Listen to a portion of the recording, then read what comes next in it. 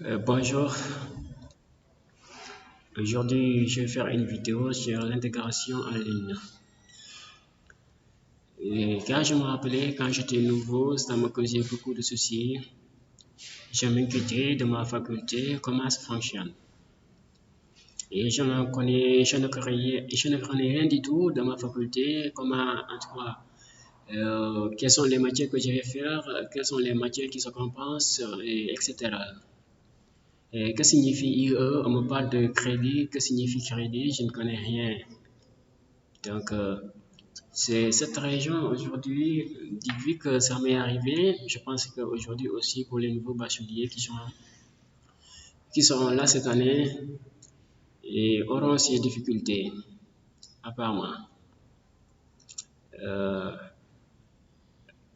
Après j'avais regardé cette vidéo, je vous le garantis que vous n'aurez pas besoin encore d'aller assister les intégrations amicales. C'est bien si vous partez et pour en tout cas soutenir l'association, mais pas pour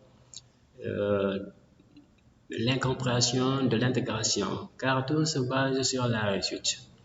Et aujourd'hui, ce que nous allons parler ici va se baser sur la réussite et comment réussir à la FASIEC avec le système LMD. Et beaucoup aussi entendent parler du système LMD, ne savent pas ce que signifie le système LMD. Ne vous inquiétez pas, tout vous sera expliqué dans cette vidéo. Du coup, je vous demande de vous abonner si vous n'êtes pas encore et activer la cloche de notification pour ne pas manquer aucune de mes vidéos que je mettrai en ligne. Et avant d'entamer exactement les points essentiels, je tenais à féliciter les nouveaux bacheliers pour l'obtention du bac et soyez les bienvenus à l'université Cheikh Anta Diop de Dakar.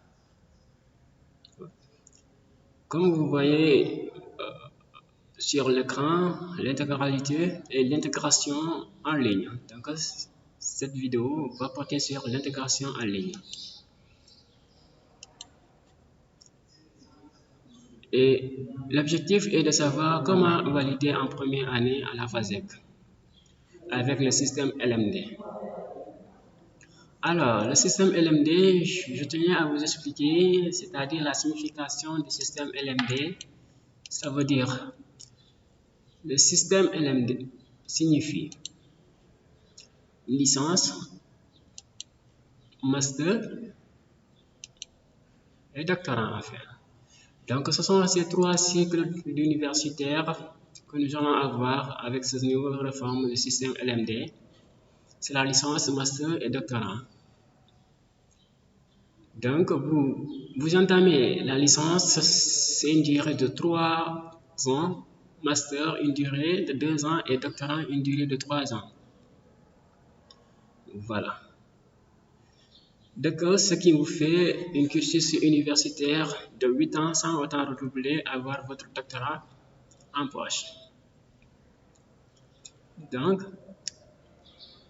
c'est ça la signification du système LMD.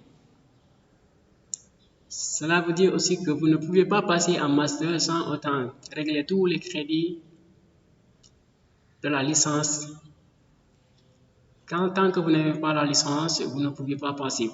Tandis que vous pouvez passer en licence 1, venir en licence 2 sans autant valider la licence 1 en ayant des crédits de la licence 1. C'est possible. Venir en licence 2 sans passer la licence 1.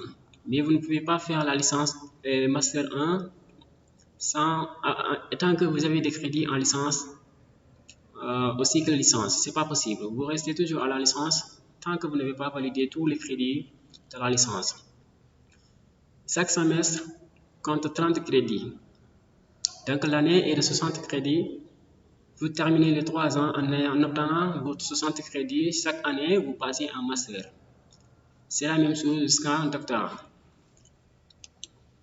Donc, le plus essentiel, nous allons expliquer, nous allons afficher les matières du semestre et le nombre de crédits par matière. Voyez le tableau Le tableau qui est là nous représente les différentes matières et nombre de crédits par matière.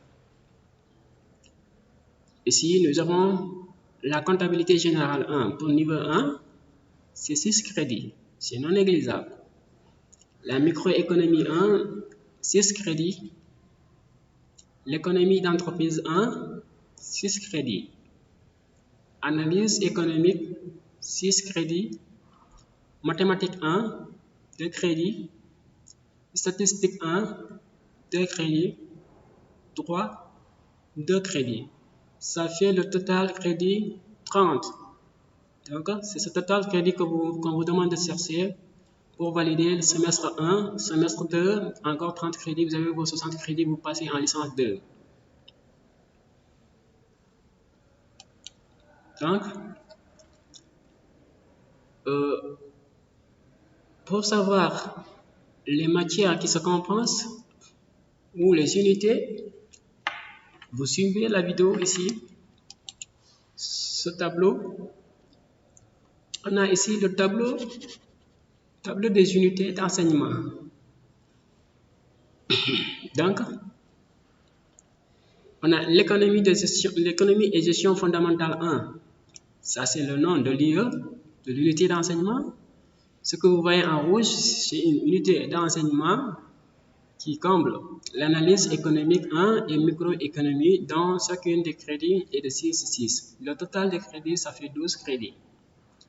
Ça veut dire que ce IE compte 12 crédits. Vous devez avoir 12 crédits pour valider ce IE.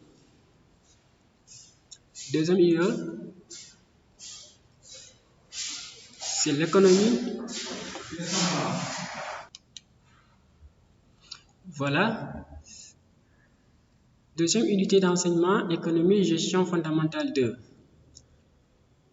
Là, on retrouve la comptabilité générale 1, économie d'entreprise. Chacune des crédits est de 6. Total crédit est égal à 12. Donc, cela veut dire que vous devrez avoir 12 crédits pour valider ce IE.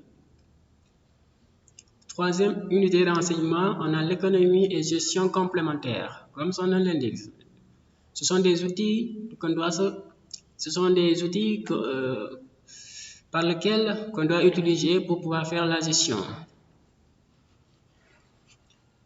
On a la mathématique 1, 2 crédits. Statistique 1, 2 crédits. Droit, 2 crédits. Ça fait le total de crédits, 6. Si vous cumulez 12 plus 6, ça vous donne 30.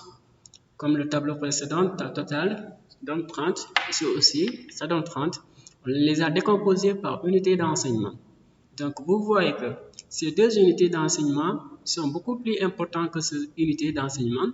Donc là, cela veut dire que nous entamons à vous expliquer les matières, l'importance des matières et quelles sont les matières qui se compensent et les IE qui se compensent. Et pratiquement tous les IE se compensent. Si vous avez validé l'IE 1, vous n'avez pas validé l'IE 2, et donc si vous avez 12 ici, vous avez 8 ici, donc les 2 de supplément, vous pouvez valider, compenser les 2 qui restent ici, et vous avez 10, et vous passez. Cela veut dire que vous avez validé. On attend de valider ce IE aussi. Voilà. Donc, avec le système LMD, les matières par IE qui se compensent et les matières qui ne sont pas dans le même IE ne peuvent pas se compenser. Cela veut dire quoi? L'analyse économique ne peut pas compenser comptabilité de gestion, comptabilité générale, car nous ne sommes pas du même IE. Si vous avez 13 ici, vous avez 7 ici, cela ne veut pas dire que nous allons prendre les 3 ici, les mettre dans les 7 et que vous validez avec 10. Ce n'est pas possible. Par contre, si vous avez 13 ici, vous avez 7 ici, on prend les 3, on les met dans le microéconomie et vous avez validé avec 12 crédits avec moins de 10. Vous avez validé ces IE. Et ici, la même chose. La comptabilité, vous avez 13, ici vous avez 7, vous pouvez compenser. Et vous avez validé avec 12 crédits. De même que l'IE des mathématiques, statistique droit si l'une des matières que vous n'avez pas validées et que l'une des matières que vous avez validées par supplément, ce supplément, on le met dans la matière dans laquelle vous n'avez pas validé. Pour avoir 6 crédits et que vous avez 12, 6 et vous avez validé l'année. C'est ça, critère pour valider 100 crédits. Voilà. Donc, supposons que, pourquoi, ça, ce que nous venons de dire, ça c'est la compensation des matières. Nous allons parler de la compensation des unités d'enseignement. Donc, vous avez validé ces unités d'enseignement avec une moyenne de 12. Ici, vous n'avez pas validé. Avec une moyenne de 8, on le compense. Et ici aussi, vous avez validé avec 10. Donc, les 12 de supplément vont venir ajouter au 8, ça vous fait 10. 10, 10, 10, vous avez validé l'année. Mais dans votre relevé de notes, qu'est-ce qu'on va mettre? On va mettre validé par compensation. C'est-à-dire que ce UE, vous n'avez pas validé en tant que tel. Vous n'avez pas validé, mais comme que vous avez validé, puisque vous avez validé UE1, c'est ce qui vous a permis de valider l'UE2. On vous demande, on vous dit valider par compensation. Parfois, vous voyez ça dans vos relevés de notes, valider par compensation, cela est dit à cela. Vous n'avez pas validé les 6 crédits et que vous avez validé ici, le supplément vient à ajouter ce qui reste au niveau des 6 crédits. Maintenant, l'importance. Premier IE et deuxième IE sont plus importants que ça. Deuxième IE, parce que le nom de l'IE nous définit. Nous en parlons parce qu'on a dit que l'économie est de gestion complémentaire 1. Cela veut dire que ce sont des éléments qui complètent les 2 IE. Sont moins importants que ça. Donc, cela veut dire que les matières à ne pas négliger sont là. Ce sont de 6 crédits. 6 crédits, cette matière, l'analyse économique équivaut à cette l'importance. Je veux dire. Voilà. Cela veut dire que je vous dis de ne pas négliger aucune de ces matières, car négliger une de ces matières, si vous avez 5 ici, ça serait difficile de le compenser. Donc, dorénavant, vous connaissez les matières dans lesquelles vous devrez beaucoup, en tout cas, vous donner et de ne pas rater la moyenne. Cela ne veut pas dire que vous allez négliger ces matières. Non, ça ne se néglige pas. Ce sont des matières très importantes. Vous voyez, ce sont des matières très importantes. Vous validez et ça vous permet d'avoir une moyenne de 14, 13, 15, comme ça, vous voyez. C'est très important avec la mention. Pas ces matières-là seulement qui peuvent donner la mention, mais vous devrez travailler ici, vous devez travailler dans ces idées. Mais tout en sachant que vous ne devrez pas négliger aucune de ces matières. Ne ratez pas la moyenne, surtout la comptabilité générale qui fatigue beaucoup de personnes. Voilà. Donc, dorénavant, vous travaillez dans toutes les matières, mais des matières de priorité. Les 6 crédits, ce sont des matières prioritaires, ce sont les priorités de la gestion. Et c'était ça que j'ai à dire pour expliquer aux nouveaux bacheliers et de comprendre comment valider à la FASEC premier semestre. Ce sont les matières du premier semestre. Et deuxième semestre, il y aura bel et bien d'autres matières qui vont venir et d'autres matières vont quitter, remplacer.